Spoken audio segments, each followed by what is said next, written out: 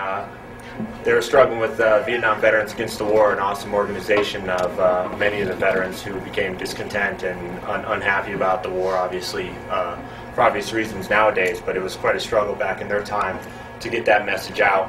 And one of the ways they decided to do it is organize Winter Soldier, and it's based off of Thomas Paine's writings, where it was a pamphlet on common sense where Thomas Paine said the Winter Soldiers are the ones that stuck it out through thick and thin when times got really hard and continued to struggle. And many veterans of my era, I'm an Iraq veteran.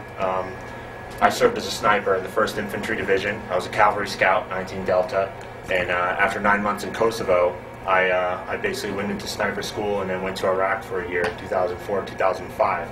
I was under stop loss for 10 months. And as I got through my tour in Iraq, I became very disenchanted about what was going on. And there's almost a campaign to bury history of GI resistance and veterans resistance in this country, but it's very thick all the way back from the bonus marches that the Great War veterans had, and there was riots in D.C. So there's an attempt to bury that information. And what the Vietnam veterans did, they organized this Winter Soldier, and they decided to continue this fight for the country, this fight to try to make this country as progressive and as the country that reaches the potential of America they thought they were fighting for. And the Winter Soldiers basically is testimonials of experiences that they had in Vietnam and all the tragedies and atrocities that they witnessed while they were there. Recently, the Iraq Veterans Against the War, who's very much modeled after our mentors in the Vietnam Veterans Against the War, had their own Winter Soldier.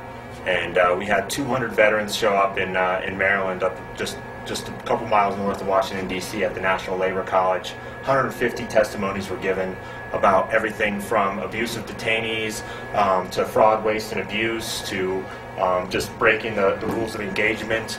And we had very structured panels on how that was set up, and we did it in a very professional way as much as we could. And we took a lot of advice from the Vietnam vets, our mentors in a lot of this. And it's just some powerful testimony. It's important, I think, for America to watch. A lot of it I call as bad medicine. You take it and it tastes awful going down. You don't want to take the medicine, but it's important to make you feel better. And I think repairing this country, you're going to have to listen to the veterans. You're going to have to listen to these experiences to fully understand war, to try to prevent war, to make sure that we only fight just wars if there is such a thing.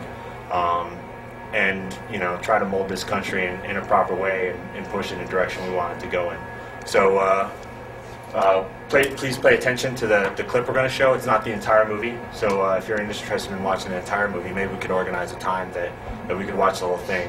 But we really want to get to some of the veterans that have some things to say, some Iraq War veterans, and just try to think of some questions while you watch the movie, comparing it to maybe the war in Vietnam to the war now and the struggles that the movement's going through and the struggles that the veterans are going through in modern time.